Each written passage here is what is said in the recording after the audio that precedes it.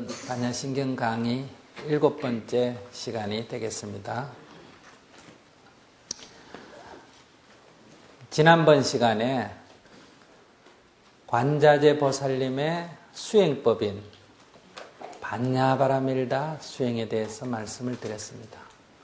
이 반야바라밀다 수행은 반야바라밀다만 말하는 것이 아니라 6가지 바라밀다 수행을 다 포함하고 있다. 그 6가지가 뭐였습니까? 첫째가 보시 바라밀, 두 번째가 지게 바라밀, 세 번째가 인욕 바라밀, 네 번째가 정진 바라밀, 다섯 번째가 선정 바라밀, 여섯 번째가 반야 바라밀, 지혜 바라밀. 그러니까 이 반야 바라밀은 반야 바라밀, 즉 6개 가운데 하나를 의미하기도 하고 그 6가지를 다 포함한다. 그런데 이 반야 바라밀 수행을 어떻게 하느냐 이렇게 생각해 보면 반야 바라밀다를 행하셔서 마침내 제법이 공하다는 것을 깨달았다. 이렇게 연결될 수도 있지만 반대로 반야바라밀다를 행하실 때 제법이 공함을 깨달으시자 진정한 반야바라밀다를 행할 수가 있었다. 그러니까 여기에 조금 개념의 차이가 있습니다. 그래서 그것을 다시 돌아가서 보면 사리푸트라가 부처님께 여쭙다. 여기서는 부처님 대신 누구에게 여쭙습니까? 관자재 보살에게 여쭙다 이 말이에요. 부처님께서는 명상에 들어 계시니까.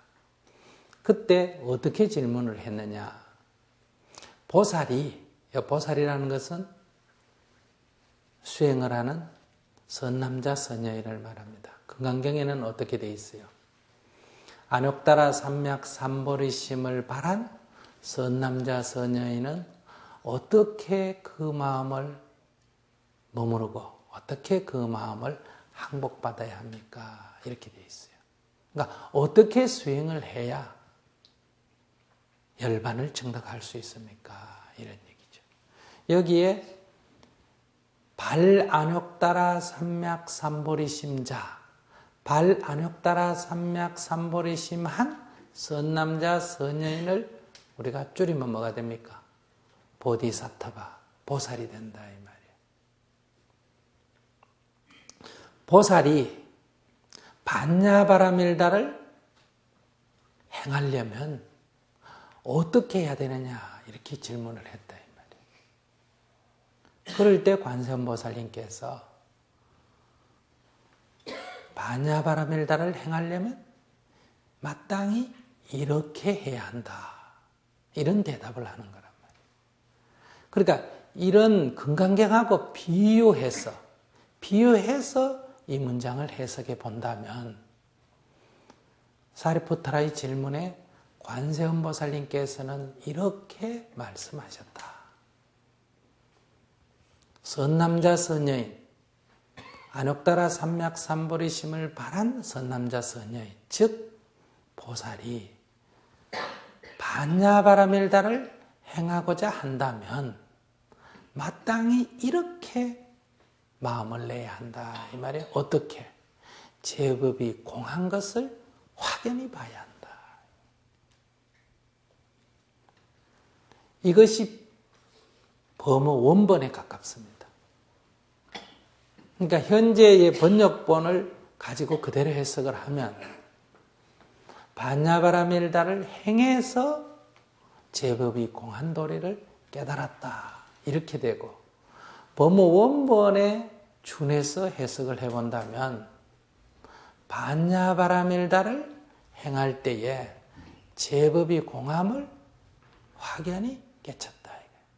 제법이 공함을 확연히 깨쳐서 사실은 반야바라밀다가 완성이 됐다.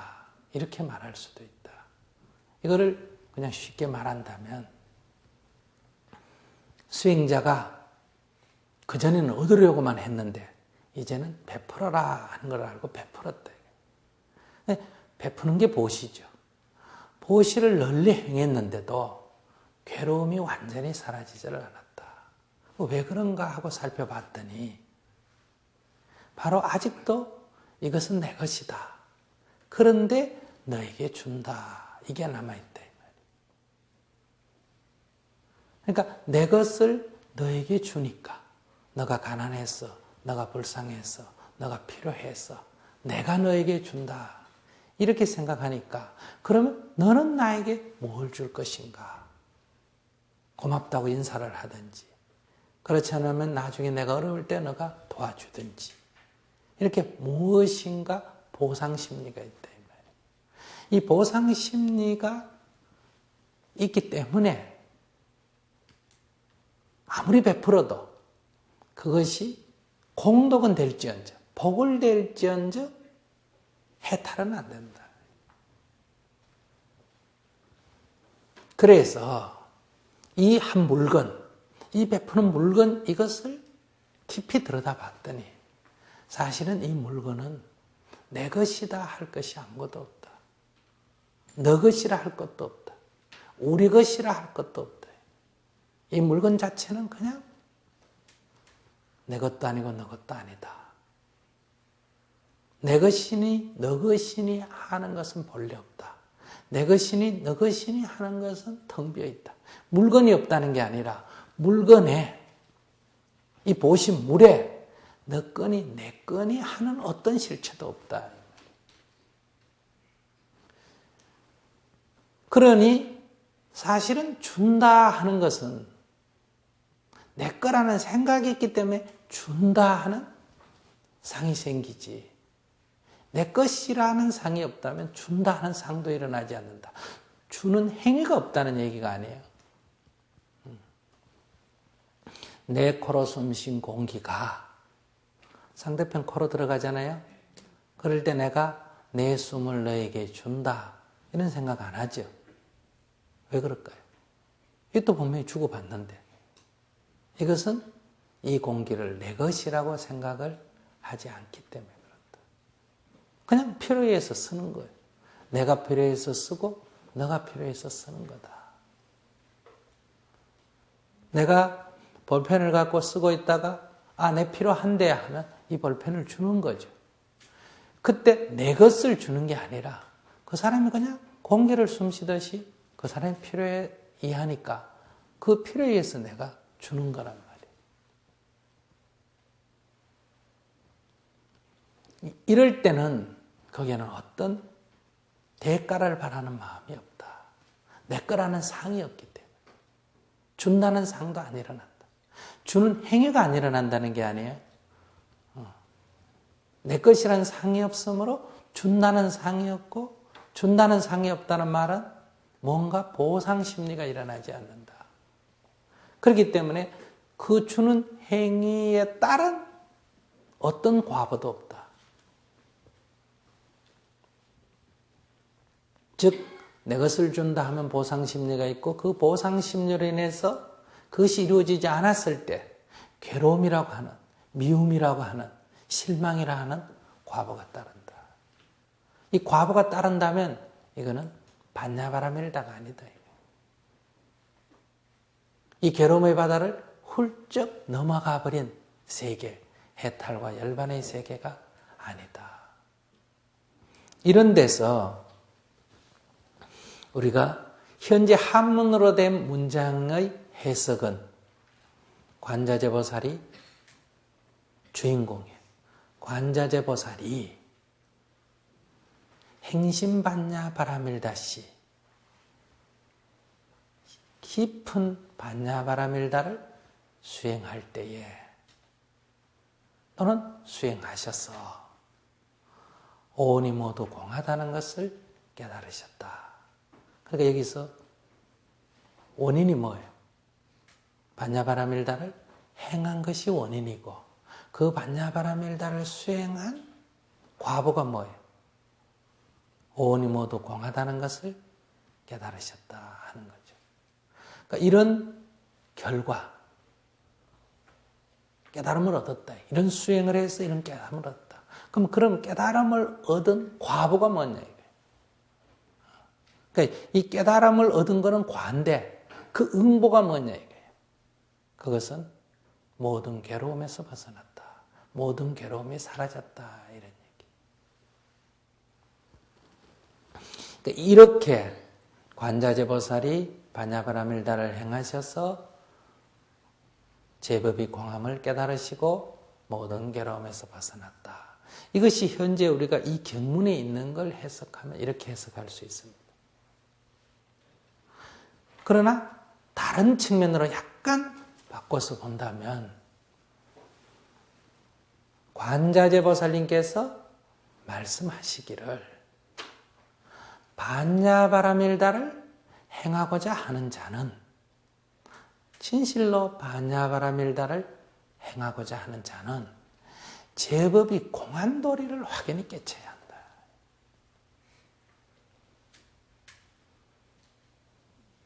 제법이 공안도리를 확연히 깨치지 못하면 반야바라밀다가 행해질 수가 없다. 제법이 공안도리를 깨쳐야 보시가 보시바라밀다가 되고 인욕이 인욕바라밀다가 되고 지게가 지게바라밀다가 될 수가 있다. 제법이 공안도리를 확연히 깨치지 못하면 보시가 보시바라밀다가 될 수가 없다. 아무리 베푼다 하더라도 아무런 티끌없는 흔적 없는 그런 경지로 무의의 경지로는 나아갈 수가 없다. 이런 데서 우리가 원본과 현재 한문본 사이에는 약간의 해석상의 차이를 둘 수 있다. 그럼 어떤 게 더 정확한 해석이냐? 이것은 우리들의 몫이 아닙니다. 이건 누구의 몫이에요? 이건 학자들의 몫이에요. 오늘 우리들은 그런 약간 차이에도 불구하고 우리가 어떻게 이 반야바라밀다를 증득할 것인가? 어떻게 우리가 수행을 해야 해탈의 경지에 이를 것인가? 이게 우리의 주관심사다. 자, 현재 경문대로 기초로 해서 말씀드리겠습니다. 관자재보살님께서 육바라밀을 행하셔서 결국 마침내 깨달음을 얻었죠. 그 깨달음을 얻었다 또는 깨달았다 이게 뭐예요? 각이에요. 깨달았다 또는 알았다 이건 뭐예요? 지혜예요. 확연히 보셨다 관이에요. 그와 같은 의미예요. 뭐가? 조견이 비추어 보셨다. 환하게 비추어 보셨다. 이 말은 사물을 있는 그대로 사실대로 확연히 알으셨다. 이걸 우리가 깨달았다. 이렇게 말합니다. 비추어 보셨다. 뭘 비추어 보셨느냐? 온이 모두 공하다는 사실을. 온의 특성이 공이라는 것을 확연히 깨달으셨다. 그래서 온 개공입니다. 개자는 모두 개자예요. 온이 모두 다 공하다. 이런 얘기. 왜 온이 뭐냐? 온. 이 온이라는 용어는 소승교설입니다. 소승교설. 지금 이 반야신경은 대승불교 사상이죠. 그죠? 온이라는 용어는 소승에 나오는 불교 교설이에요. 일체가 뭐냐? 일체. 일체는 곧 오온이다. 이게 오온설이에요. 일체라고 하는 것은 다름이 아니라 5가지 쌓임이다. 여기서 오온이라는 온자는 어떤 쌓임이라는 뜻이에요. 또는 이것을 다른 데서는 오음이다. 이렇게 말합니다.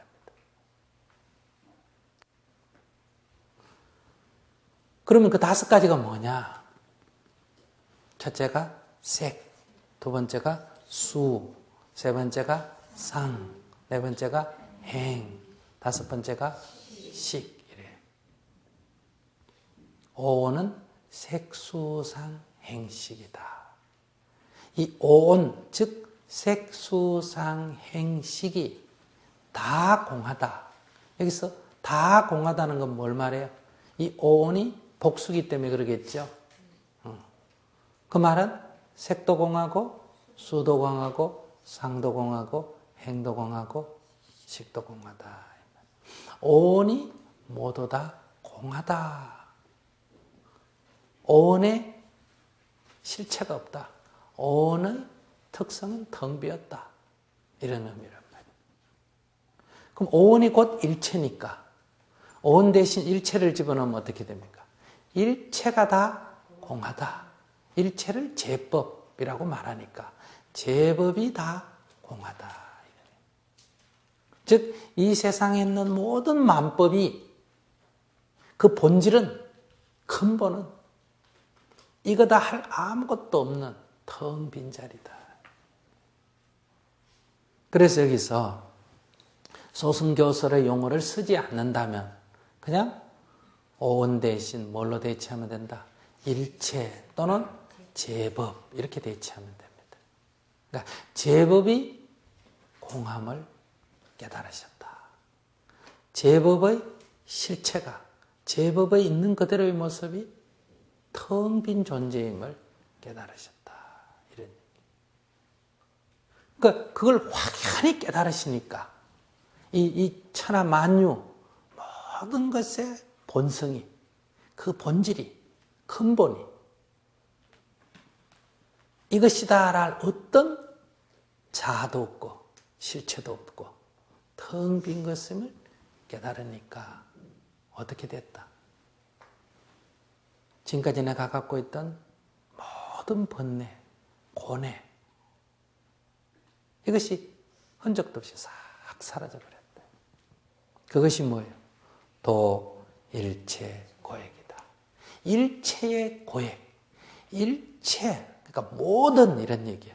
모든 괴로움과 액난이 다 사라져버렸다. 모든 거와 액난으로부터 벗어나버렸다. 건너가버렸다. 그럼 이제 다시 돌아와서 소승불교에서는 일체를 오온이라고 한다. 소승교설에서는 또 일체를 오온이라고 할 뿐만 아니고 일체는 12처다. 이런 12처설이 있습니다. 오온설이 있고 12처설이 있다. 이 말이에요. 일체는 18개다라고 하는 18개설도 있습니다. 오온이라고 하는 것은 색수상 행식을 말하고 12처라고 하는 것은 색성향, 미촉법, 안이비, 설신이를 말한다. 여기서 색성향, 미촉법이라는 것은 우리가 인식을 하는, 사물을 인식을 할 때 그 인식의 대상을 우리들의 감각기관을 기초로 해서 나누면 6가지가 된다. 즉 우리의 사물을 인식하는 감각기관이 6가지다. 첫째 뭐가 있습니까? 눈이 있고, 아니죠. 두 번째는 귀가 있고, 세 번째는 코가 있고, 네 번째는 혀가 있고, 다섯 번째는 이 몸뚱이. 몸뚱이 중에 제일 감각이 예민한 게 어딘지 아십니까? 손이에요, 손. 이게 따뜻한지, 찬지, 보들보들한지, 거칠거칠한지 알아보려면 엉덩이를 갖고 비벼봐야 돼요. 발바닥 갖고 비벼봐야 돼요. 머리로 비벼봐야 돼요. 손으로 만져봐야 돼요. 손으로 만져. 이 손바닥이 감각이 가장 예민하다.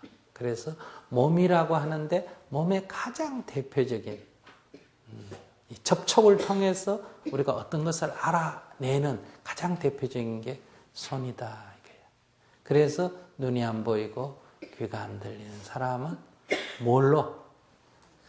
손으로 감각을 이렇게 알아낸다. 이 말. 그러니까 우리가 깜깜한데 아무 소리도 안 들리면 역시 여러분들 더듬더듬 할 때 뭘로 주로 더듬습니까? 손으로 더듬죠. 발로 더듬기도 하지만 그래도 제일 정확한 게 뭐다? 손으로 이렇게 더듬어서 알아차리고 간다. 이런. 그 다음에 이제 우리가 머리로 생각하는 이 생각하는 이게 있습니다. 그래서 이것을 한문으로 뭐라고 한다? 안이비설신의 이렇게 말한다. 그러니까 눈으로 본다 할 때 보이는 대상. 첫째 보이는 건 빛깔이 있죠, 그죠? 두 번째는 모양이 있습니다.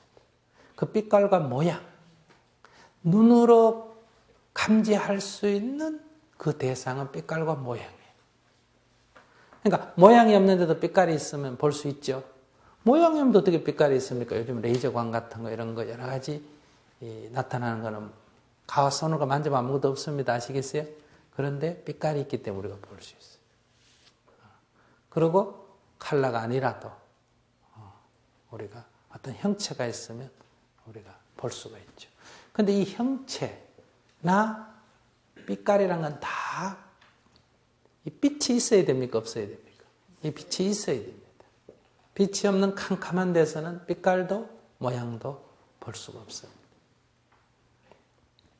그거를 일러서 뭐라고 한다? 색이다. 이렇게 말합니다. 그러니까 이 12처설에서 6가지 감각기관에 대응되는 그 감각의 대상에 있어서의 색은 눈의 대상입니다. 눈의 대상.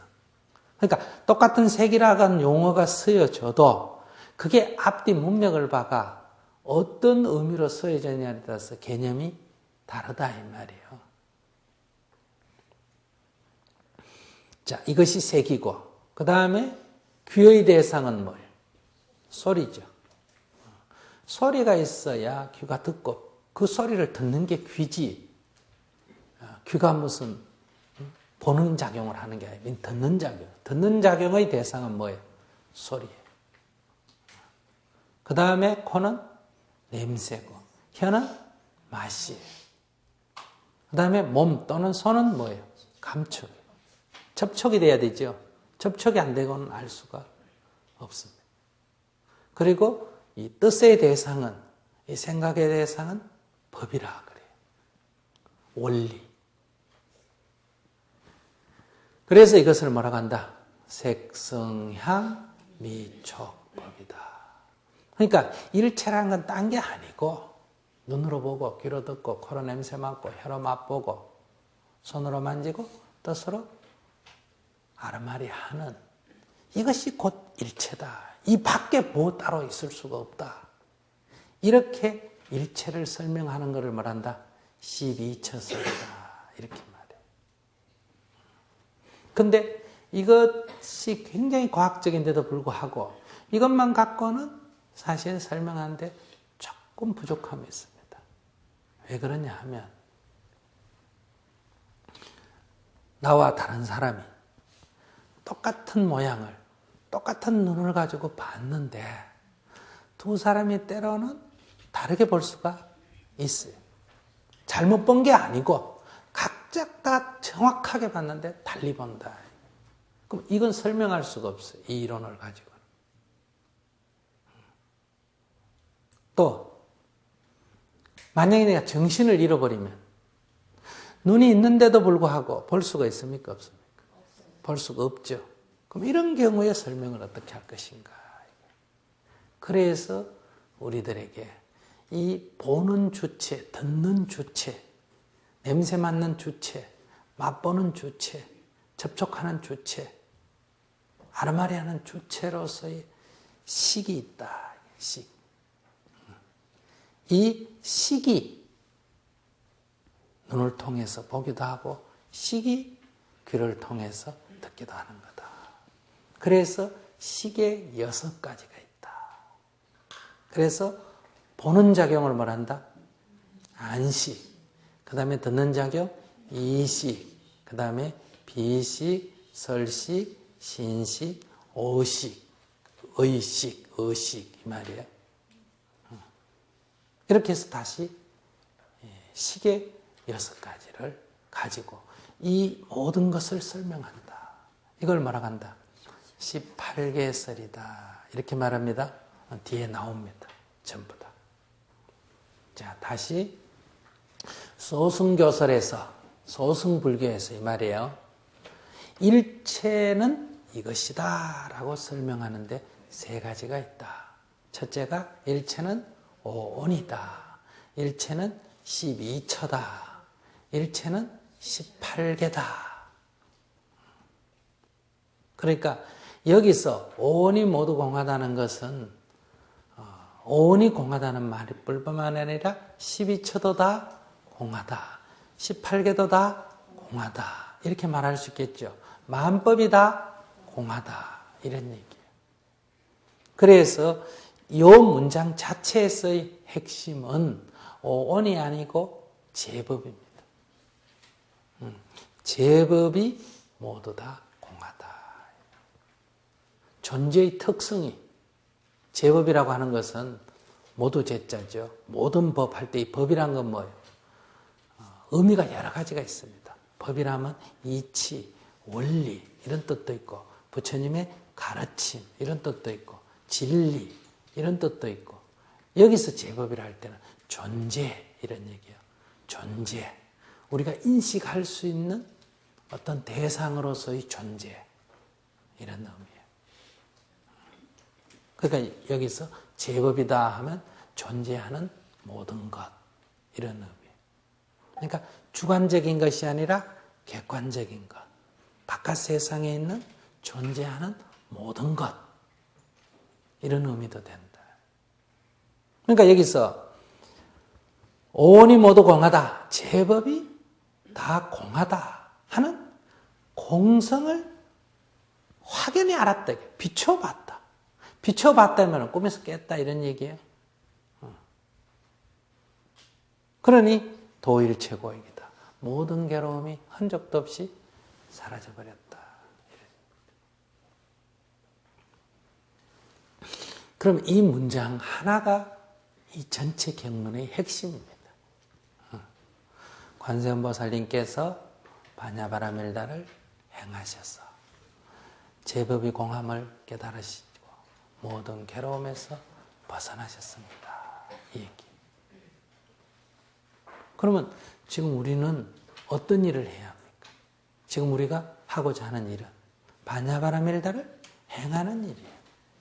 반야바라밀다를 행하는, 반야바라밀다 수행을 하는, 즉 육바라밀 수행을 하는 거다.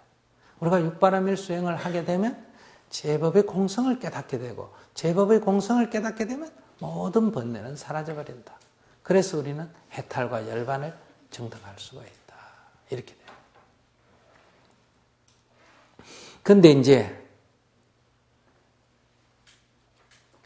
범어 원본에 준해서 본다면 반야바라밀다를 행해서 보시바라밀을 행해서 제법이 공한 도리를 깨닫는 게 아니고 보시를 행하다가 이 말이에요. 제법의 공상을 깨달으니까 그 보시가 완성이 되어버린 거예요. 보시의 완성 이게 뭐예요? 보시를 행함으로 해서 모든 괴로움에서 벗어났다. 이런 얘기.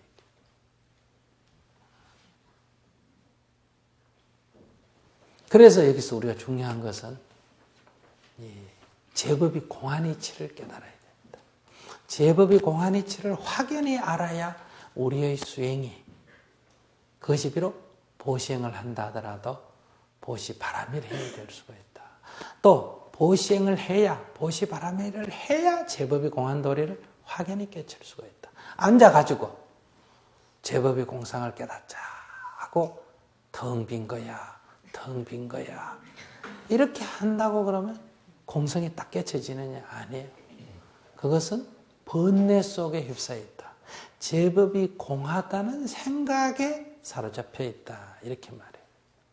그럼 이거는 공의 모양을 생각으로 지었다 하니까 이게 뭐예요? 공상이 되는 거예요. 그러면 공이라는 모양을 생각으로 지으면 이거는 공이 아니에요. 공이라고 이름 붙여진 하나의 상, 또는 유화에 해당이 됩니다. 이러면 이제 공에 집착했다, 공에 떨어졌다 이래 말이에요.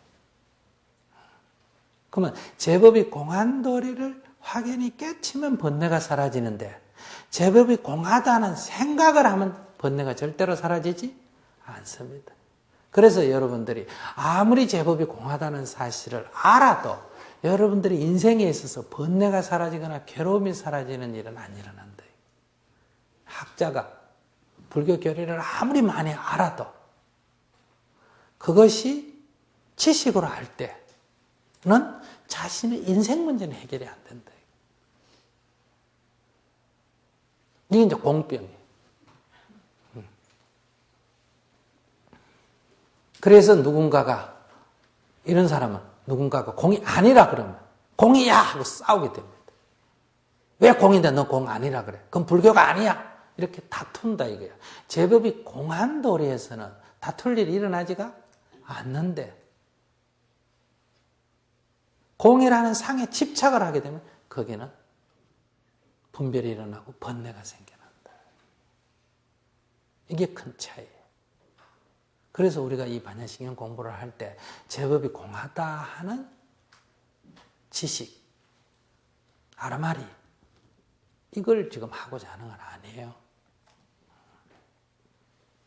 그러면 여러분들이 부처님의 가르침인 교설, 교리는 알지만은 여러분들의 인생에 붓다의 가피, 법에 귀한 어떤 과보 이건 안 일어난다. 자, 그러면 이제 조금 더 들어가서 오온이 뭐냐 이걸 간단하게 살펴보겠습니다. 자, 일체가 오온이라고 했을 때 그 왜 일체를 오온이라고 했느냐 그들은 이 말이에요. 오온이 색수상 행식. 색이라고 하는 것은 제일 쉽게 말해서는 우리 몸뚱이다 이렇게 말할 수 있어요. 몸뚱이. 몸뚱이가 뭐라고요? 색이다 이 말이에요. 근데 몸뚱이만 말하는 게 아니고 몸뚱이를 포함한 이 세상에 있는 일체 물질 현상계는 다 뭐다? 색이다 이렇게 말할 수 있어요. 근데 이 물질 현상계가 색이다 이것을 넘어서서 우리가 그것이 눈으로 보든 귀로 듣든 코로 냄새 맡든 혀로 맛보든 손으로 만지든 인식의 어떤 대상, 그러니까 나 밖에 내가 어떤 사물을 인식할 때 인식의 대상이 되는 건 다 뭐다? 색이다 이렇게 말할 수 있어요. 그래서 이 색은 우선 몸뚱이를 말하고 몸과 마음 할 때는 뭘 말한다?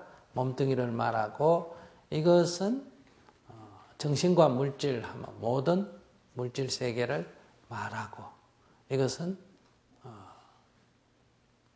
어떤 우리가 인식을 하는 모든 대상은 다 색이라고 할 수가 있다. 첫째, 색이 있다. 밖에 색이 있어. 그 다음에 크게 나누면 안에. 안에는 식이 있어요. 식. 사물을 인식하는 어떤 주체인 뭐가 있다? 식이 있어. 이 컴퓨터로 말하면 색은 하드웨어예요. 식은 뭐다? 소프트웨어. 그러니까 컴퓨터 그 기계 자체 아주 고성능 컴퓨터 이거는 색이라고 말할 수 있고 거기에 프로그램을 깔지 않으면 그 제대로 작용이 안 되죠. 그죠? 거기 어떤 프로그램을 깔렸느냐 이 굉장히 중요합니다. 이 프로그램이 뭐다? 이 식이에요. 쉽게 얘기하면 반드시 맞는 건 아닌데 비유해서 얘기하면 그래요. 이 두 가지가 가장 핵심입니다. 색과 식이에요. 몸뚱이와 마음이다. 이렇게 말할 수도 있겠죠. 그런데 이제 바깥에서 눈으로 보고 귀로 듣고 코로 냄새 맡고 이러면서 바깥에서 정보가 들어온다 이 말이에요. 이 정보가 들어오는 작용. 즉 컴퓨터로 하면 정보를 입력시켜야 될 거 아니에요. 그죠? 거기다 뭘 입력시킨단 말이에요. 그 입력시키는 작용, 들어오는 작용, 이게 뭐예요? 수예요. 감수작용. 그런데 이 수라는 용어를 쓰더라도 이 감수작용을 뜻하는 이런 작용만 수를 뜻하는 게 아니고, 이런 감수작용이 일어날 때 우리 몸과 마음에서 어떤 반응이 일어납니다. 그냥 기계 같으면 그냥 들어가기만 하면 되는데, 우리는 바깥에서 어떤 정보가 들어올 때 여러분들에게 소위 필링이 일어나죠. 그죠? 어떤 떨림 현상이 일어난다 이 말이에요. 몸과 마음에서. 그러니까 감각이 일어날 때 그냥 이게 어떤 정보가 들어오면 정보가 들어오는 걸로 끝나는 게 아니라 어떤 감각이 일어나는 거예요. 이 필링이 일어난다. 이것도 뭐라고 한다? 수라 그래. 수. 딱 사물을 봤을 때 내 걸 저 사람이 가져갔기 때문에 기분이 나쁜 거요. 내 걸 누가 딱 가져가면 기분이 나쁜 게 먼저 일어날까? 우린 보통 내 걸 가져가니까 기분이 나쁘다 이러는데 기분 나쁘면 먼저 일어나. 몸과 마음에서 반응이 먼저 일어나는 거. 이 반응은 순간적으로 일어났다 사라집니다. 근데 이런 반응까지도 어디에 들어간다? 수에 들어가는 거.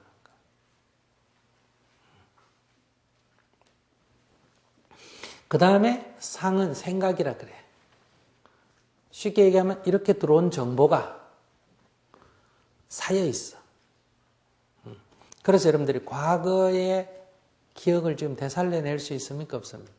되살려낼 수 있죠. 이거 다 상에 들어갑니다. 생각한다. 이거 다 상에 들어가. 이 생각상자를 써야 않습니까? 그죠? 들어온 정보는 사라진 것이 아니고 이 기본 프로그램으로 인해서, 이 프로그램이 있기 때문에 이게 가능합니다. 이 프로그램에 의해서 그 정보들이 저장이 되어 있어. 저장되어 있다가 언제든지 이렇게 되살려 낼 수가 있는 거예요. 이게 상이에요. 그러면 이렇게 표상작용이 일어나면 나한테서 감정이 일어납니다. 기분이 나쁘다. 그러니까 화가 난다. 욕심이 난다. 갖고 싶다. 이렇게 감정이 일어나면서 그것이 어떤 행위를 유발시키는 감정이에요. 뭐 하고 싶다든지 하기 싫다든지 이렇게 뭔가 행위가 유발되는, 바깥으로 정보가 밖에서 안으로 들어오는 게 아니라 안에서 밖으로 나가려고 하는 어떤 행위를 유발하는 게 일어납니다. 이걸 뭐라고 한다? 행위라고 그래요. 그래서 이 행위는 세 가지가 있어요. 마음이 하고 싶다. 이것도 행위에 속합니다. 아시겠습니까? 말로 하고 싶다. 이것도 뭐에 속한다? 행위에 속해요. 몸이 가서 그걸 해버리는 것도 뭐에 속한다? 행위에 속해요. 그러면 이 행위 일어나게 되면 반드시 과보가 생깁니다. 그러니까 새로운 업을 형성하는 것은 뭐에 의해서 형성이 됩니까? 행위에 의해서 형성이 돼요. 행위에 의해서 새로운 것이 형성되고 그 형성되어지는 것은 다시 어디 가서 저축이 돼서 작용하냐? 식으로 돌아갑니다.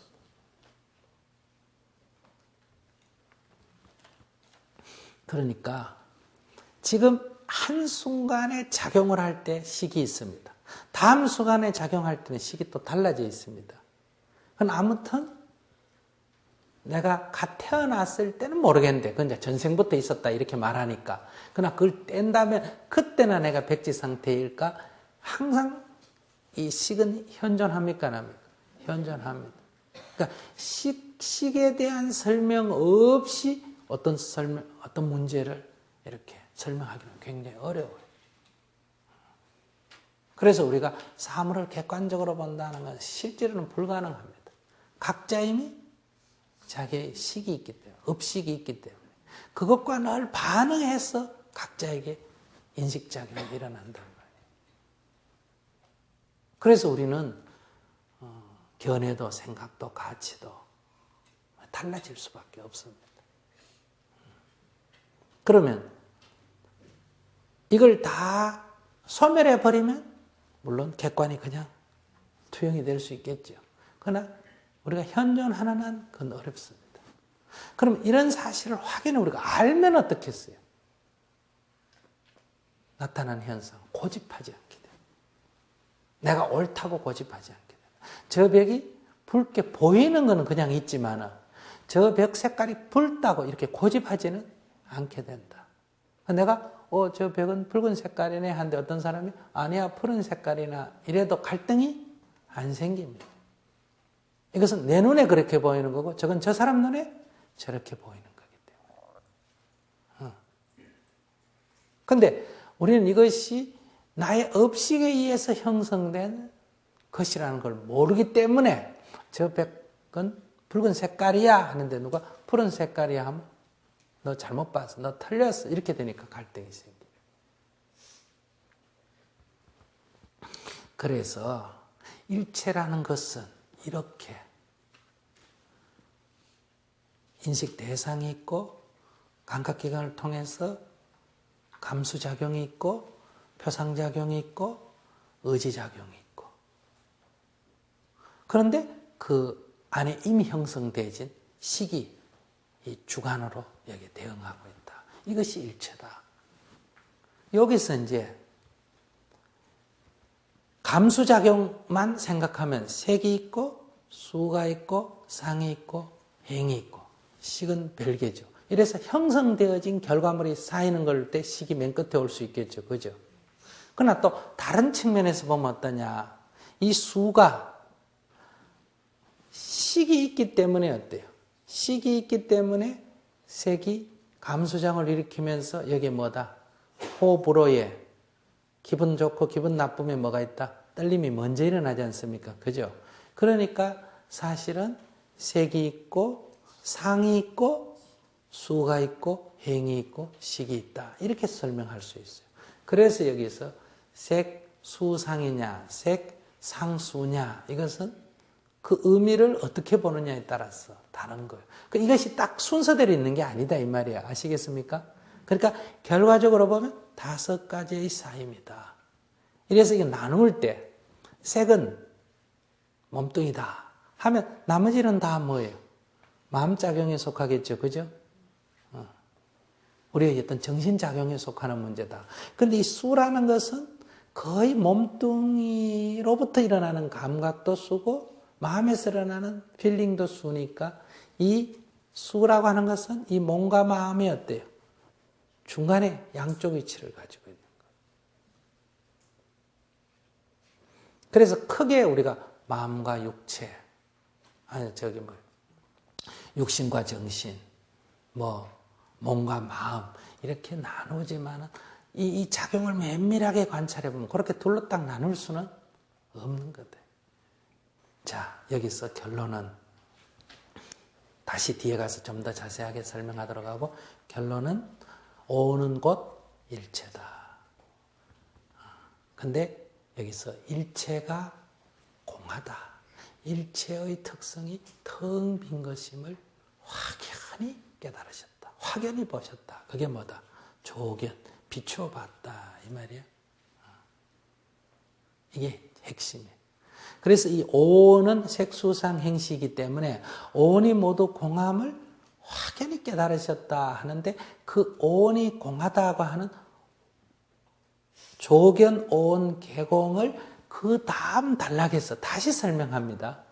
그러다 여기 자세히 설명하지 않는 이유는 그 다음 단락에 내려가서 색이 공하고 수가 공하고 상도 공하고 행도 공하고 식도 공하다. 이 설명을 그 다음 단락에 가서 다시 하고 있다 이 말이에요. 그러면 색이 공하다 할 때 이 설명을 다시 색불이공, 공불이색, 색즉시공, 공즉시색 이렇게 설명하는 거예요. 그 색만 그런 게 아니라 수상행식도 다 그렇다. 그래서 뭐예요? 수상행시, 역부 여시 이렇게 말한다. 이렇게 제법이 확연히 공하다 하는 것을 깨닫게 되면 그 공한 세계에서는 아까 얘기한 대로 강도도 없고 관세음보살도 없는 것처럼 생겨남도 없고 사라짐도 없고 성스러움도 없고 부정함도 없고 늘어남도 없고 줄어듦도 없다. 이렇게 정리가 되는 거예요. 자, 여기까지 말씀드리고 다음 시간에 계속하겠습니다.